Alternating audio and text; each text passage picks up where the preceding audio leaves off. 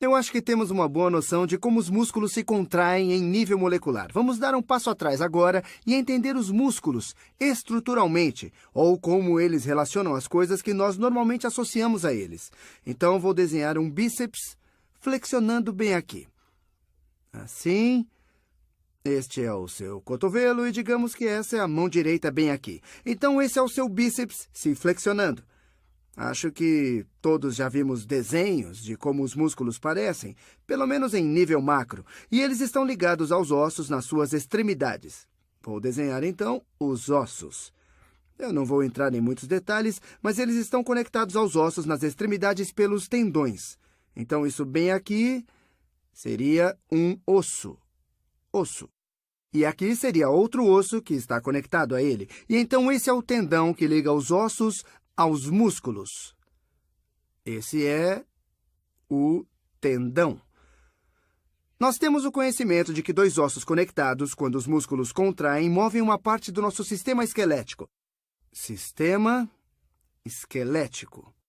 Então agora estamos focados nos músculos esqueléticos. Os outros tipos são músculos lisos e músculos cardíacos. Cardíacos são aqueles, como você imagina, do seu coração.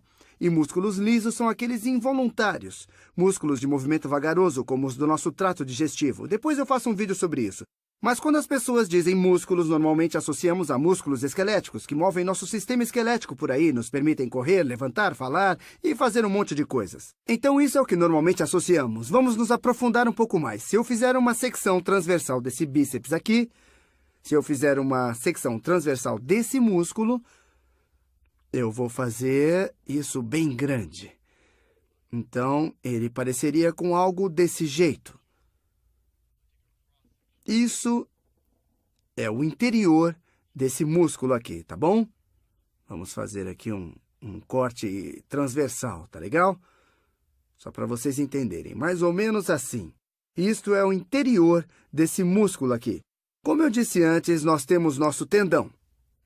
E então há, na verdade, uma cobertura. Não há demarcação estrita ou linha divisória entre o tendão e a cobertura em volta do músculo, mas essa cobertura é chamada de epimísio. Epimísio. Tá legal? E este é realmente apenas um tecido conjuntivo que cobre o músculo, um tipo de proteção reduzindo a fricção entre o músculo e o osso próximo e outro tecido que possa estar no braço dessa pessoa aqui.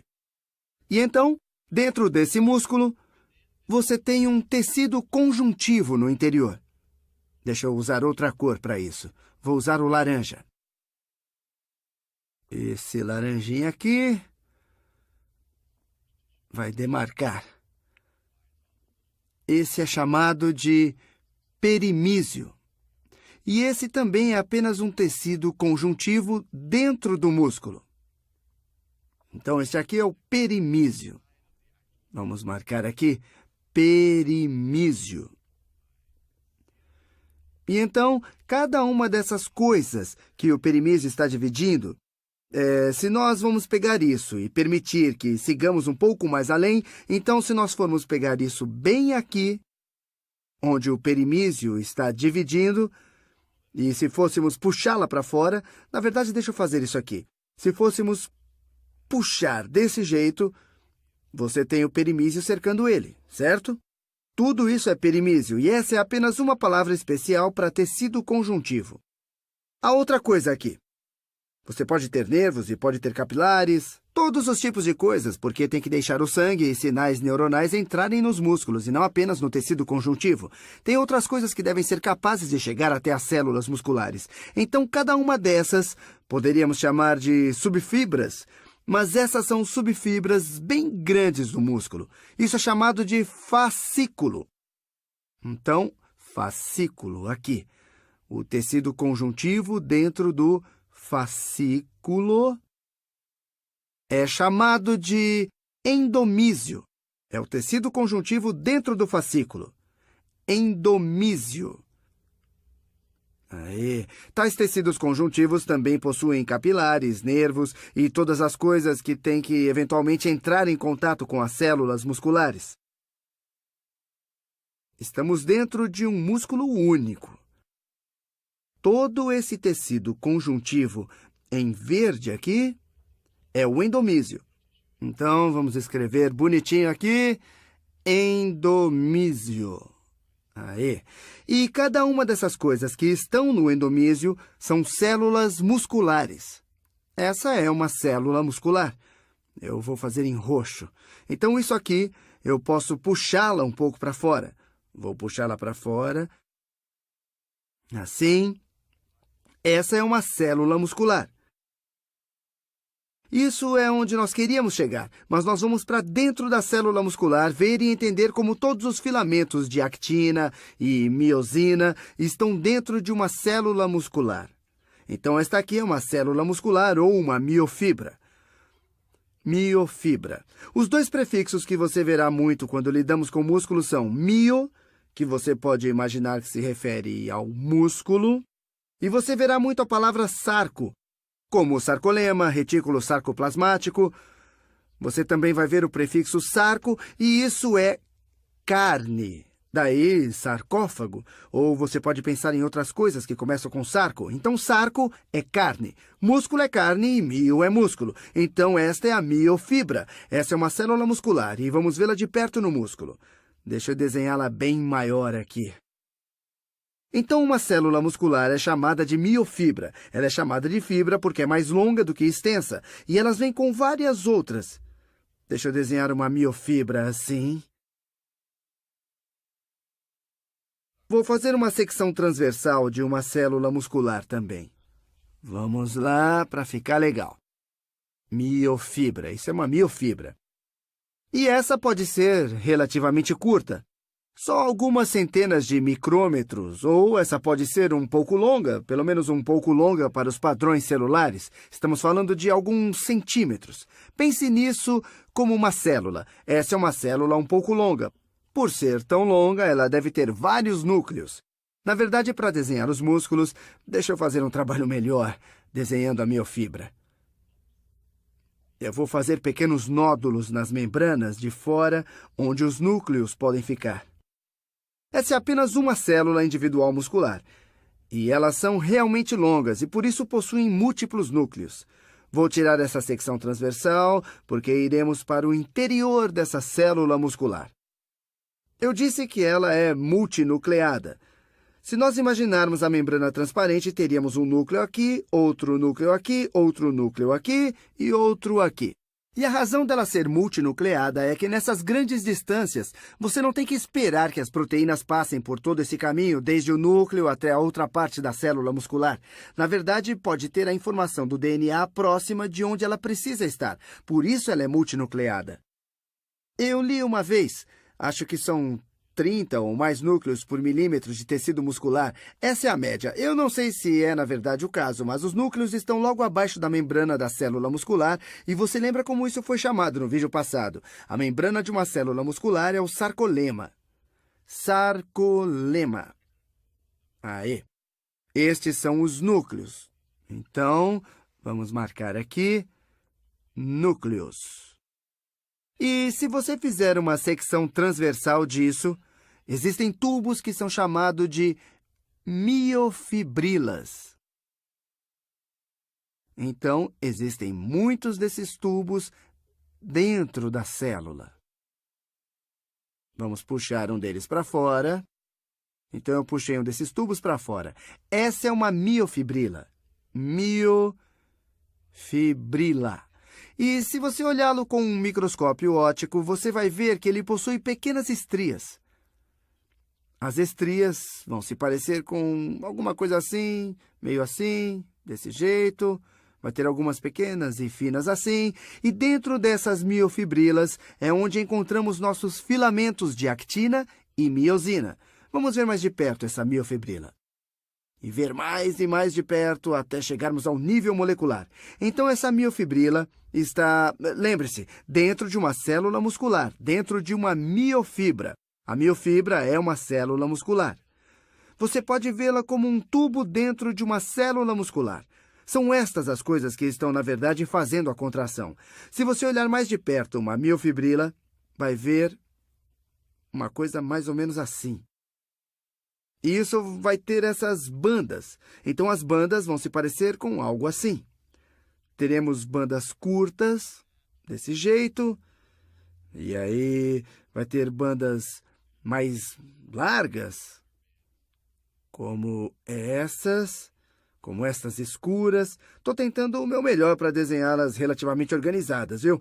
E pode haver uma pequena linha bem aqui, a coisa se repete aqui. Então, cada uma dessas unidades de repetição são chamadas sarcômeros.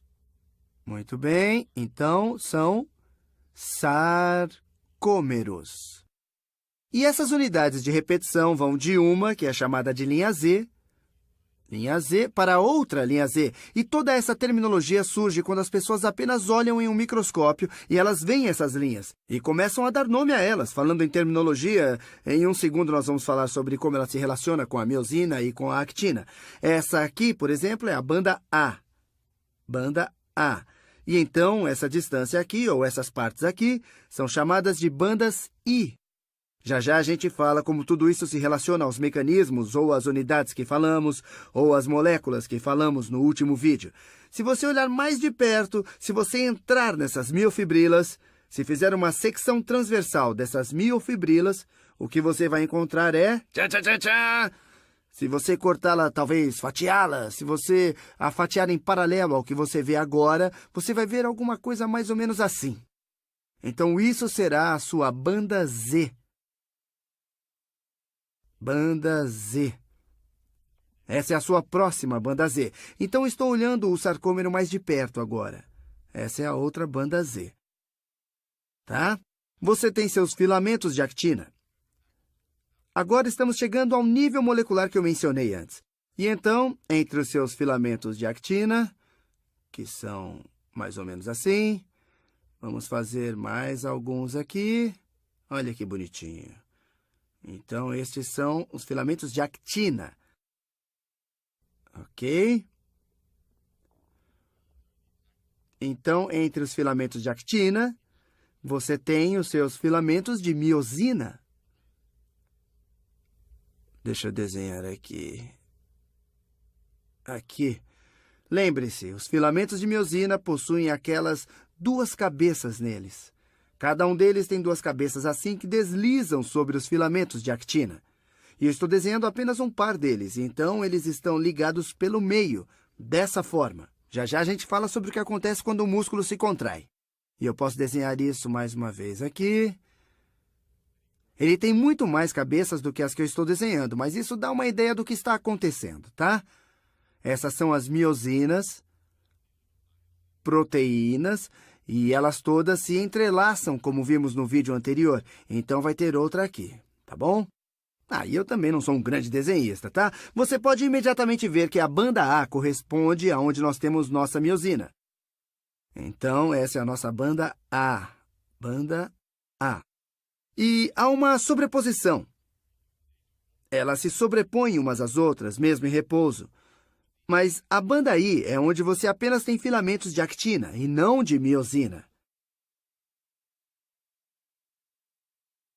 E então os filamentos de miosina estão seguros no lugar pela titina, que você pode imaginar como uma proteína flexível.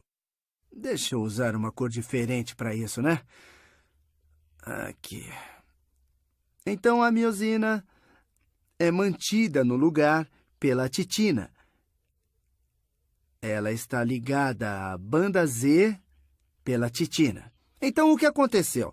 Temos tudo isso, e quando um neurônio é excitado, deixa eu desenhar a extremidade terminal de um neurônio, a extremidade terminal de um axônio de um neurônio. Esse é o neurônio motor. Isso está dizendo para esse indivíduo o contrair. Você tem o potencial de ação. O potencial de ação viaja ao longo da membrana em todas as direções, e então, se olharmos para isso a partir daqui, eles possuem esses pequenos túbulos T transversos. Eles entram na célula e continuam a propagar o potencial de ação.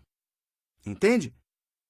Esses engatilham o retículo sarcoplasmático para liberar o cálcio. O cálcio se liga à troponina, que se liga a esses filamentos de actina que levam a tropomiosina para fora do caminho, e então o deslizamento pode ocorrer. A miosina pode começar a utilizar o ATP para deslizar ao longo desses filamentos de actina. E como pode imaginar, conforme elas deslizam, sua força de colisão irá empurrar. Você também pode ver isso com os filamentos de actina, ou você pode dizer que a miosina vai se mover nessa direção, mas você está puxando dos dois lados da corda, certo? Entende? Então a miosina ficará no lugar e os filamentos de actina vão ser puxados juntos. E é assim que o músculo se contrai. Nós conectamos a grande sacada da flexão do músculo por toda a sua trajetória, e é exatamente o que está acontecendo em nível molecular, como vimos neste vídeo e que nós aprendemos nos últimos vídeos. E você pode imaginar quando isso acontece com todas as miofibrilas dentro do músculo. Porque o retículo sarcoplasmático está liberando cálcio dentro do citoplasma, que também é chamado de mioplasma. Porque estamos lidando com células musculares. O citoplasma dessa célula muscular. O cálcio inunda todas essas miofibrilas. Ele é capaz de se ligar a toda a troponina, ou a pelo menos muitas das troponinas, no topo desses filamentos de actina, e então todo o músculo se contrai. Quando isso está feito, cada fibra muscular, ou miofibra, ou cada célula muscular, não terá todo esse poder de contração. Mas quando você junta isso com todos os que estão por perto, se tiver um ou poucos deles realmente trabalhando, você terá um tique. Mas se tiver todos eles contraindo juntos, então na verdade criará a força para realizar algum trabalho, ou puxar seus ossos, ou levantar algum peso. Eu espero que tenha achado isso útil. Tchau!